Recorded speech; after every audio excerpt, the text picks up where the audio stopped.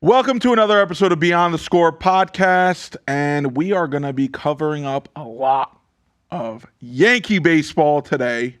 What's going on, brother? How we doing over there with that ice cream? I was about to announce the ice cream myself. We had to get quick, so we had to get something quick to eat. So this episode is now sponsored by Lactate Ice Cream. Oh, so we're making sure that, after we have that ice cream, the bathroom and you don't have a date, which I don't blame you Mm-hmm. because if you don't have that lactate ice cream, This would be a great commercial for them. yeah, What well, you just listen, said. if you have some stomach issues and you really just can't take down your ice cream and you're like, I love ice cream, what am I going to do? You go and you get some lactate ice cream and you have some of that. It's the best of both worlds. You have enjoy your ice cream and that's it. You don't have to worry I'm not about gonna lie. The only ice cream I prefer to it is Carvel soft serve, but other than that, I could eat this over anything. Carvel soft serve is one of the greatest things ever created. I mean, if anybody said, nah, I'd rather have Breyer's ice cream than Carvel, I would say leave my presence right now because, first of all, I'm not looking to bash Breyer's, but in terms of the food chain of ice creams, I would put them on the bottom tier. That's a personal preference, my opinion. I'm not a huge fan. If I'm going to go get myself a tub of ice cream, it's going to be at Costco, the Kirkland vanilla. You can't beat it. I mean, it's one of the best. Now, if you want to date with the toilet, you go and get that. If you say I got plans later, I don't want to, spend the next 35 minutes in the bathroom, you go get what Josh is eating over there because that's probably going to be better for your stomach. And in 2025, it seems like everybody has some stomach problems. So get some lactate. I think that's just because we're getting older, so we're around older people. It's not only that, but you know what it is? I'm seeing that younger people too. I think it's either genetics or I don't know what it is. People are just having weaker stomachs. It's probably Maybe it 'cause just could, so much processed food. That's what bro. it is. It's probably because also the young people are not everyone, but like the right now that Gen Z, like it's really rampant. When you drive up Orchard and you go and you just drive up and there's like a fence on the side and there's a sidewalk, there's houses on the other side, whether you know it or not, there are these three kids just standing in the middle of the street, and I'm going at normal speed. Like if I wasn't paying attention, because they're wearing all black and it's 9 o'clock at night, if not later. Obviously I avoided them. Otherwise I would not incriminate myself. But I just think that this generation has some. Well, what happened? Did they walk in front of your car? No, I turned the corner and they were just standing there. Like I was looking at them. I was in such disbelief. Like I'm not gonna drive the whole way down the other side of the road and be just as dumb as them. Like I would wait till the last second and then go around them. And I literally thought they had a death wish. It makes no sense. Well, here's the thing. I think you're absolutely right. I'll give you just a quick thing before we get into it. Over the last week, I witnessed two things. One of them was just before I Oh my got into God, the Florida studio. Gen Z is sorry to interrupt you. Florida Gen Z is probably dangerous to the future of this world. So let me tell you what I saw. Right, we'll start with last week. I saw, and it was honestly it was similar examples. Right, kid's on his bike, and he's about to pass the crosswalk intersection. The light is green arrow for a car making a right. And the kid has a red hand in front of him. You're not allowed to go. Hmm. He's probably 13 years old on his bike, not paying attention. He goes. Guess what happened?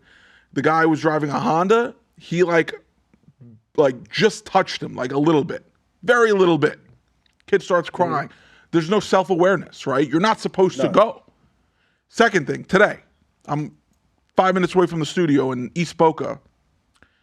Hand, again, this girl's just walking with her umbrella. A busy intersection, federal highway we're talking about. It's like basically Old Country Road in New York. Green arrow again, person's gonna make a left. Luckily, they went and they saw the kid and stopped. But it's like, where's your awareness? Like, did you not learn growing up that when that sign says don't cross, you stay still? Because it's a big intersection. Guess what's going to happen when you're halfway through it? The light can go green, someone's going to move, and you're going to put yourself in a position. And guess what? These kids, as much as they're kids, and you have to make sure that nothing happens. When you're doing that, what is the person driving supposed to do? Right? I mean, you have to be aware of everything that's going on around you, but at the same time, these children are not making things easier. Anyways, we love children. Great for. Pause. Pause. It's not a pause. Children are good. We love children. What's wrong with that? Children are the future of this world, right? I love my niece. I love my nephews. I love all kids. Kids are good. right? No. Can't cross the line. Obviously, there's some fucked up people out there, which we have to protect. That's one thing. But in these situations, it's you sometimes have to either do you blame the children or do you blame the parents for not showing them the right way? I'd say you Yeah. blame the parents. I Because at say you the end of blame the both. day, it seems like parents are less likely to give a shit nowadays. It's sad. It is what it is. Let's end that conversation. Let's get into our show. We're talking some baseball. We're talking some Yankee baseball. And we got a trade deadline that's approaching where we have to kind of go over what the Yankees are really needing to do. And I have some beef with Brian Cashman. I really do. I have some beef. That's been an ongoing thing. Well, it's safe to say that Brian Cashman has been a staple not only in Yankee baseball but in baseball in general. He's been a GM for as long as you and I have been born on this planet, right? So why is it that this team that's currently 55 and 44, not exactly where they want to be, especially over the last, let's say, 30 games, where it's been more 500 baseball. It's been better of the last week and a half, but over the last month, it's been really stagnating baseball, and we know where the holes need to be replaced. What's taking so long to make a move? Because we know this isn't just one move. This team needs at least two, maybe even three moves in order for them to really be a competitive team in the American League, especially because they're no longer in first place. The Toronto Blue Jays are now 3 games in front of them. So, Hmm. what is taking so long when, and listen, Eugenio Suarez, third baseman for the Arizona Diamondbacks, who's probably going to be traded, seems like it's a solid option, right? If Hmm. that's the front runner for a potential trade, I don't know what's taking so long because this guy, since the All Star break, and he was mashing before, but now he's mashing even more. Guess what's happening every day? His value's rising. So Hmm. every day Brian Cashman waits to make a move. The Arizona Diamondbacks are saying, we want this and this and this and this. When instead, if he made a move maybe right before the All Star break or during the break, he probably would have been able to make a move that was easier to swallow for the organization. Now, I'm not saying Eugenio Suarez is the right and perfect candidate, although he's a good player. Does he really do what this team needs? We don't need home runs. No. We need someone who's going to bat 285 to 300 consistently. That's not what he does. That's not in his game. He's batting about 250 this season, maybe 255 now. But if you Hmm. look at his career, I mean, he's had years where he's batted under 200.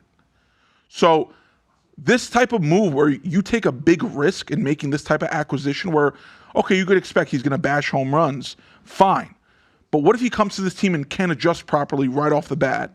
Now we're talking Yeah. about there's 2.5 months left of the regular season, and over those 2.5 months, he's really only batting like 220 for the team. That's not Yeah. going to be good because considering the package that it's going to take to get Eugenio Suarez to any team, it's going to be a hefty one.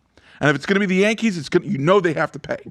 So why put yourself in this position when there are other third base options that are cheaper and maybe have some team control that do more that this team doesn't do currently? Because this team already hits a ton of home runs. We don't need someone Yeah. who's going to hit 35 home runs by the deadline or by this very moment and then continue to mash home runs. Yes, it's nice. I'd like to see someone who has that pop, but no, not everyone's Aaron Judge. Not everyone's going to be able to bat 300 plus, hit 30 plus home runs before the break, and have this MVP type season.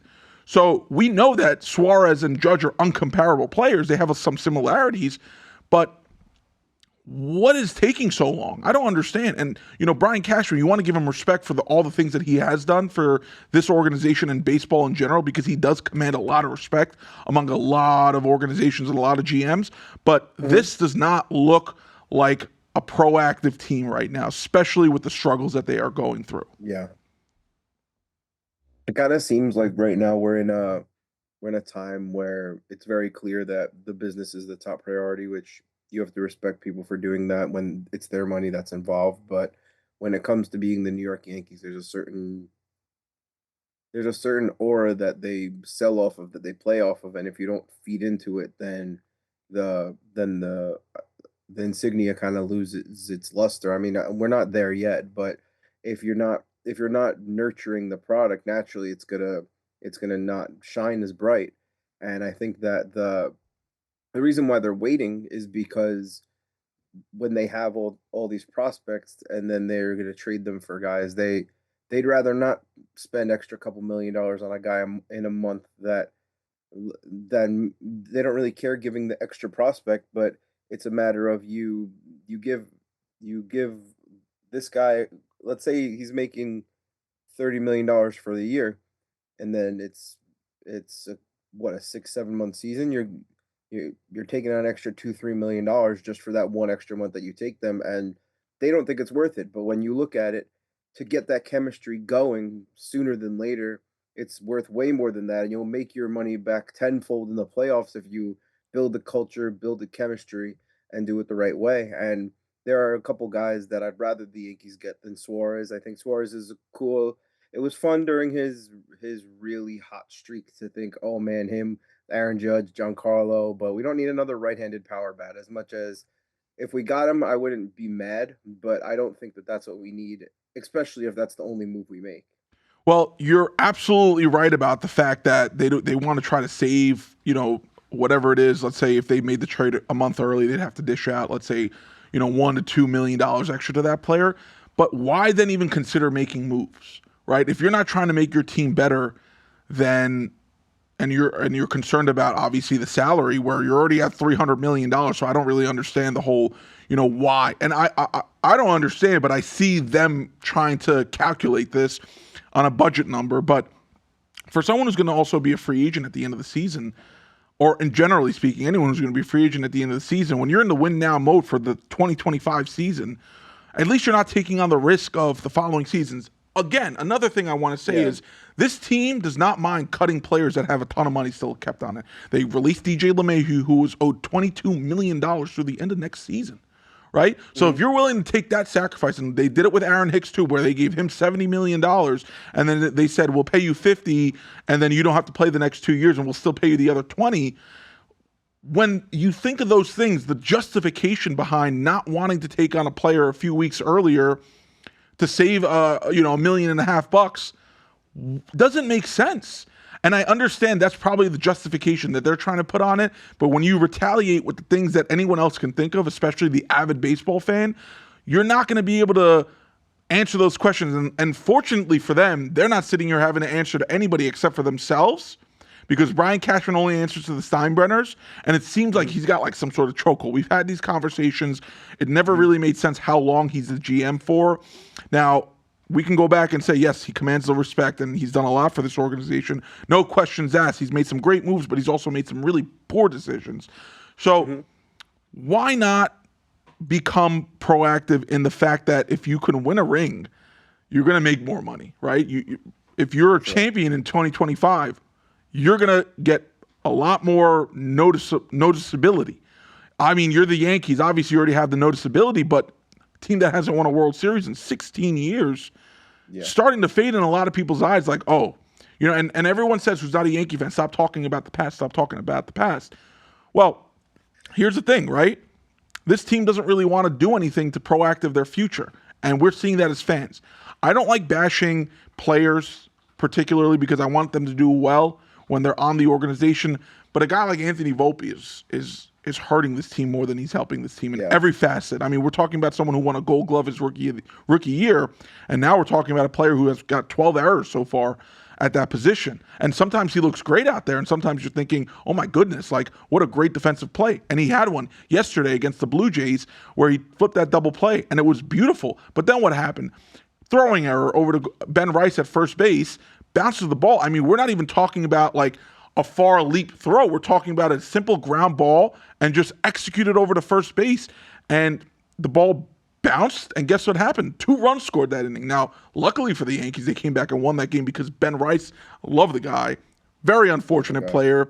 I know we have a group chat for Yankee fans that, someone put out there, but we've known that all throughout the season. This guy's hit the ball hard and he's done everything he's supposed to do, but he's just been very unlucky at the plate in a lot of situations. But guess what happened in the top of the ninth? He hit a solo home run. That was the difference of the game.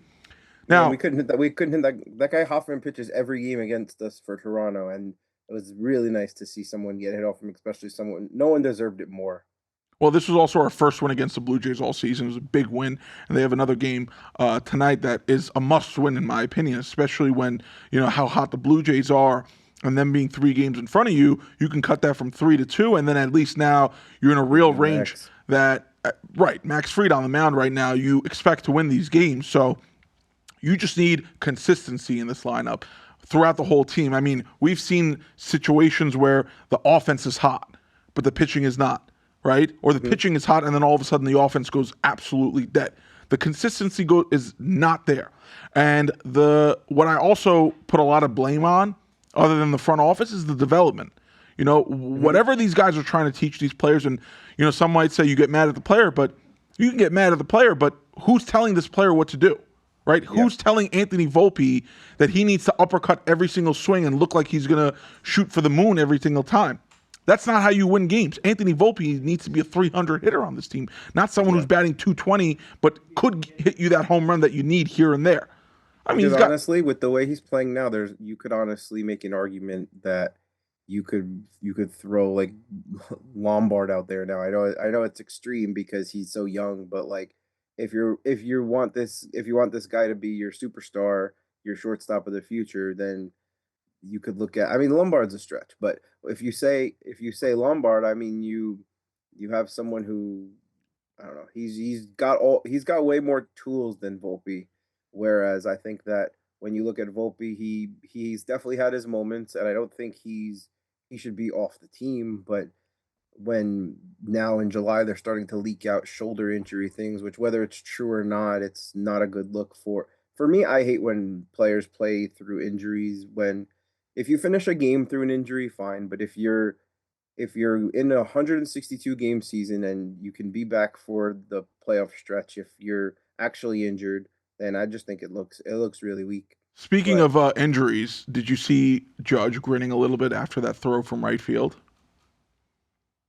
no, I didn't. But So that's the last thing on planet Earth we need. that's That could be literally what Aaron Boone, not Aaron Boone, Michael Kay said. He's like, that's the last thing we need right now.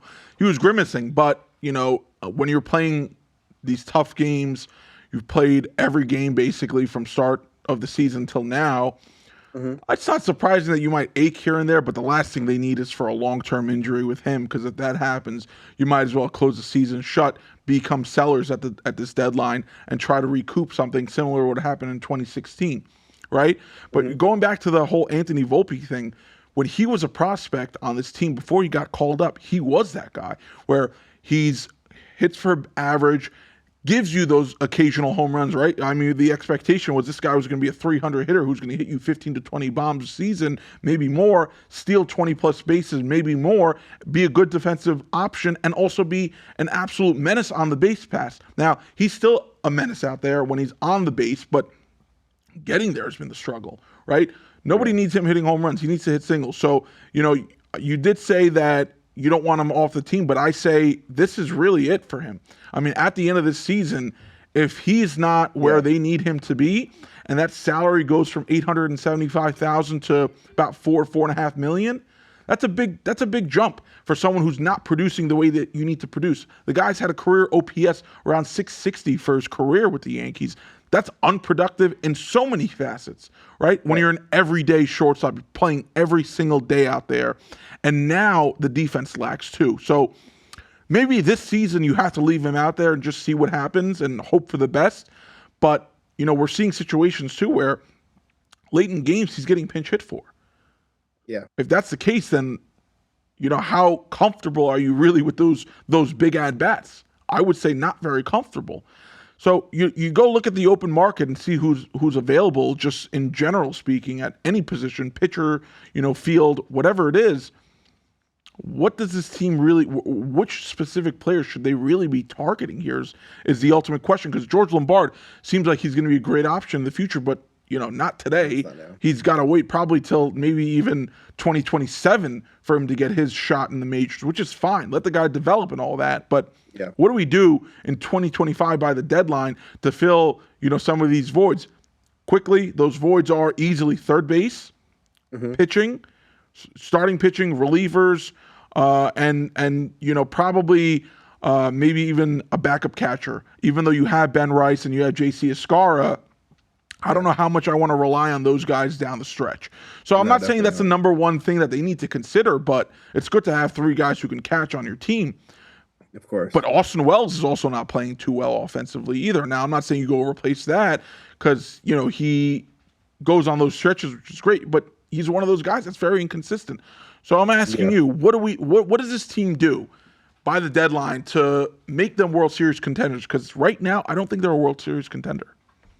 Yeah, I mean, I think that there's someone out there that isn't really getting talked about that I think is everything that we would have wanted from Volpe, and it doesn't mean that he's a superstar, but I think he's doing everything that we would have wanted uh Volpe to do, and that's Michael Garcia of the Kansas City Royals. I want to look up his exact numbers because I'm very impressed with the way he plays. He's 290 hitter, 8 homers, 18 steals, 788 OPS, clean fielder, plays third, second, and short, but mainly third. I think getting a guy like that can steal bases, put the bat on the ball, pretty much everything that we all wanted Volpe to be. And I'm not saying Volpe's career is over, and I'm not saying that his Yankee time is over, but I think Michael Garcia profiles to Volpe's upside and what we all wanted there. So if we have a guy like that, then also maybe they can maybe he could watch and they could work together on maybe how he found things trying to be a power speed threat, even though I don't want to say power speed that being a threat to being a threat to hit a home run at any time, threat to hit a stolen base. I guess that is a power speed threat. I was just saying it more in terms of overall for a season. But I want to know what you think of him. I'm sure that he's someone that might not have crossed your radar, but I know you know ball, so you know who he is. Well, it's funny that you mentioned that because when the Yankees played the Royals a few weeks ago, he was obviously discussed by the Yankees, broadcasters as someone who's having a great season. Although his first 3 years in the league weren't the best, but sometimes it takes a little bit, and that's why you go back to Volpe and say sometimes it takes a little bit. Maybe it could be a change of scenery, but sometimes it takes that little bit of time to really get there. Michael's having a wonderful season for the Royals, and we know the Royals are most likely going to be sellers at this deadline because in that division, that's very competitive. Excuse me. It makes sense that they could offload some assets and try to recoup something for it. I think he would be a great option, but the thing is, I'd probably stick him at third base before I consider him at short, Yeah. only because they definitively need a third baseman right now with Vivas and Peraza at third base right now. They need someone there. But when you give Volpe a night off and you want to put Peraza's glove at third, you could put Michael at short. And now you know that the left side of the infield is going to be doing pretty well defensively. And at least with Michael's bat in that lineup, who could easily be a leadoff hitter on this team too, batting roughly 290 this season, gets on base and at that point, can steal a base, good on the base path. So that's a great move, and I don't think it's going to cost you too much to make that move happen. Yeah. I don't think so. What I actually want to look up is how much his contract looks like in terms of arbitration eligible. He becomes arbitration eligible in 2026. So you have 3 years of team control on someone where, listen, if it doesn't work out, you take it year by year with this. Let's see how he would do this season and then possibly next season before you have to make a long-term commitment to someone like him. Great option. He's young. He's only 25 years old. He would fit in well. He was an all-star. Absolutely deserved it. I think it's a great move. I mean, it's not going to cost you a lot, and it's going to fill in a lot, right? It gives you consistent bat. Someone who's batting 290 on the season, right? I'm seeing. Let me just confirm that before I speak too much. Yeah. 291 on the season with a 788 OPS, 18 stolen bases, 41 ribbies, 26 doubles, 108 hits, and 43 runs scored on a really bad Royals offense. And a +5 defensive runs saved at third base in his career. That's, incredible right there. With a 2.6 WAR this season, which is more than double he's ever had, and we're talking about only 90 games into the season, that's a good option. And he might not initially be someone you think of unless you're evaluating all 30 teams and you're saying, who would I take from there? Once you do that, then you could realize Michael could be a really good option. It's funny enough that sometimes the guys that aren't talked about are the ones that you end up making a trade for, and sometimes there's a lot of smoke in the air.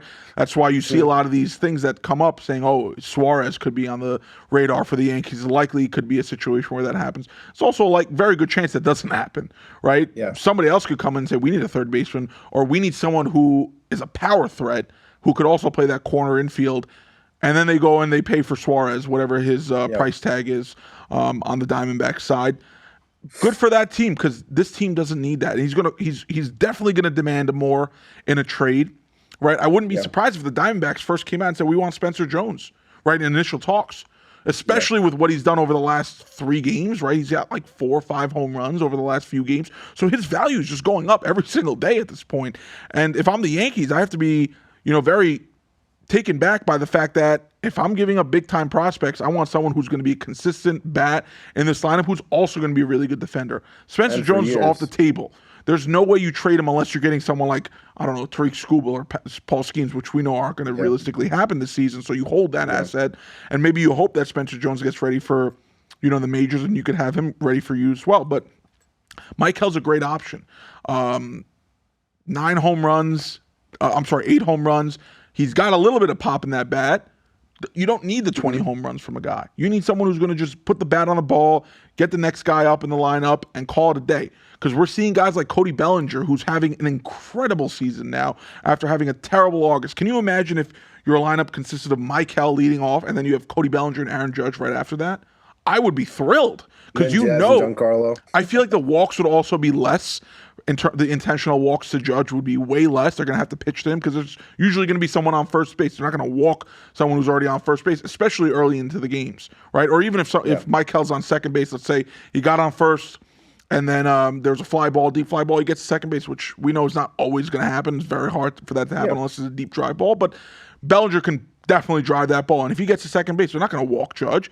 Now Judge has someone in scoring position with 1 out, and he's going to do damage in the first Or he inning. gets up he gets up with a run on the board because those guys both can hit it out of the park too. Or easily. Or you're going back to the more obvious thing is Michael gets on first and he steals second, right? And then Bellinger has no outs and can do some damage, maybe even drive the runner over to third base. And then at that point, we know what Judge does in the first inning.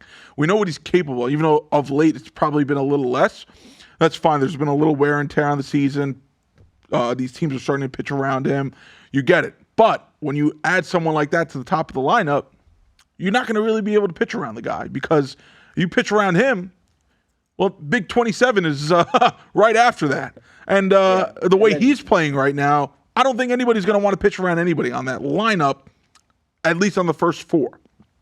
You start going down to the, after you pass Jazz and maybe Goldschmidt, 7, 8, 9 is a real struggle. Because right now your 7, 8, 9 looks like Wells, Volpe, and Peraza / Vivas, but not very good, right? Their combined OPS is like, I don't know, in the low 600s. Wells at like I don't 7. know that.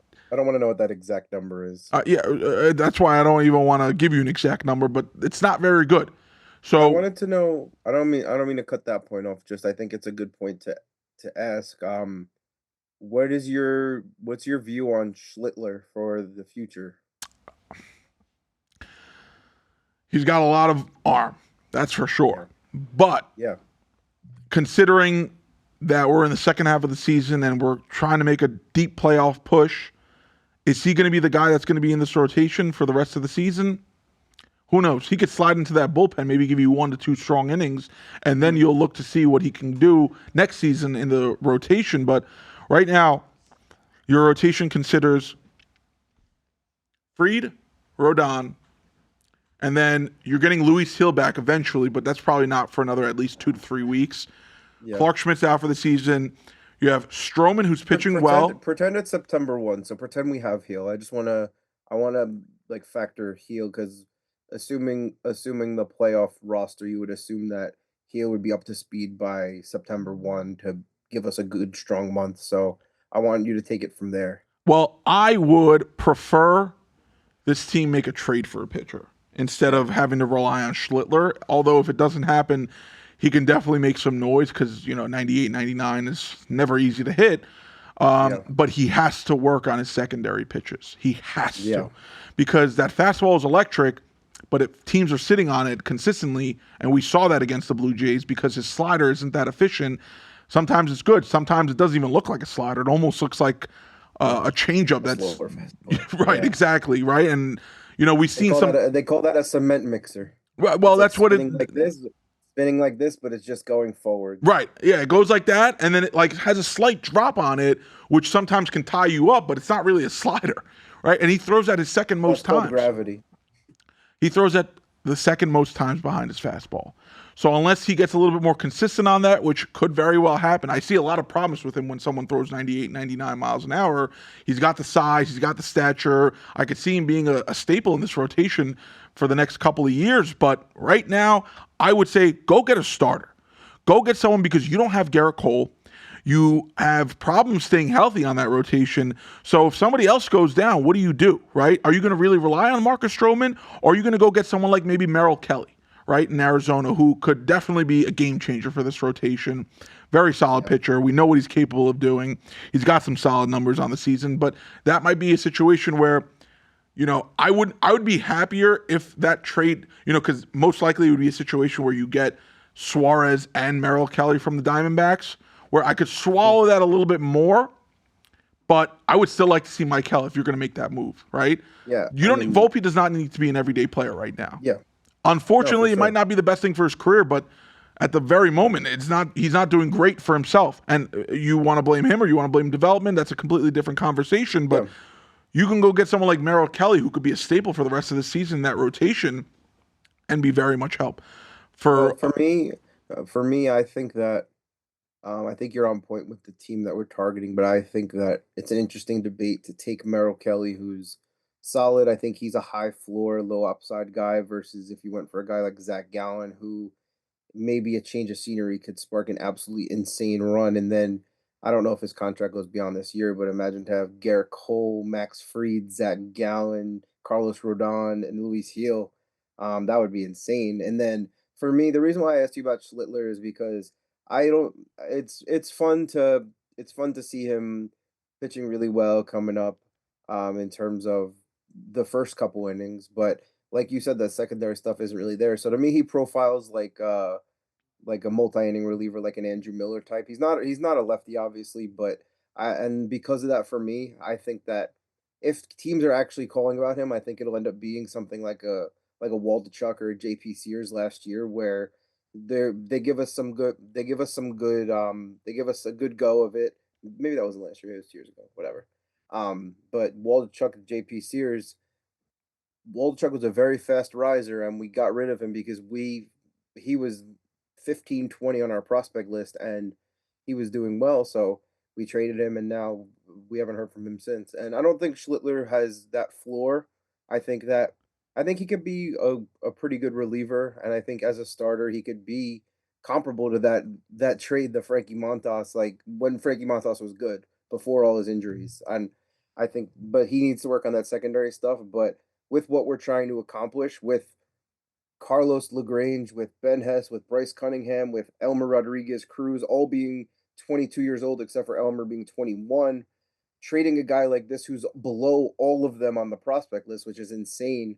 I think that that's something that if teams are calling about the 24-year-old who's breaking through, that that I profile as a reliever, maybe a multi-inning reliever that's extremely valuable in the playoffs to have if your starter doesn't have it or if you want to have an opener or whatever.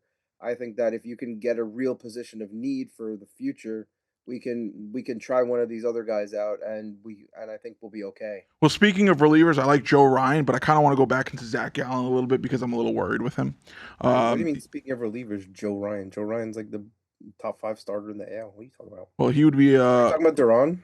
No, I'm talking about. Oh yeah, yeah, yeah, yeah. You got my whole entire head messed up here. Hold on, Joe Ryan Yeah, on the Minnesota Twins. yeah, he's like a top five AL starter. Well, he's going to be in the bullpen for the Yankees. Ha! Considering that I mean, yeah, I guess he'd be a starter. But I want to go back to Zach Gallen because the guy leads the baseball and let up home runs. He's not having the best season, so I don't know Yeah, how much I'd feel about him on the team over Merrill Kelly. I mean, they're both on 1 year deals, so it's not like you have to lock no, in it is for a a 1 year long deal. time. So I mean, it could be interesting. He's had a good career, and we'll have to see what happens with these moves, but. We got to wrap it up on that note. I think, there's a lot of things the Yankees need to do to get better, and hopefully they start making those sooner than later.